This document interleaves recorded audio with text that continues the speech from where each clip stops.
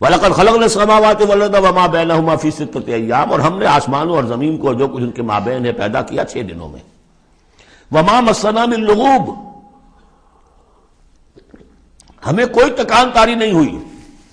یہاں اصل میں نفی ہو رہی ہے کہ تورات جب گم ہو گئی تھی تو جب اس کو دوبارہ یادداشت سے مرتب کیا گیا تو وہ مرتبین انسان تھے، وہ نبی تو تھے نہیں، تو ان کی یادداشت نے ٹھوکریں کھائیں تو غلط چیزیں بھی تورات میں شامل ہو گئیں. تو اس میں وہ بھی الفاظ آ گئے کہ اللہ نے آسمان اور زمین 6 دن میں پیدا کیے اور 7ویں دن اس نے آرام کیا. تھک گیا تھا نا. یہی ویکنڈ کا تصور ہے جو چلا آ رہا ہے تورات، جو یہودیوں میں بھی اور عیسائیوں میں بھی.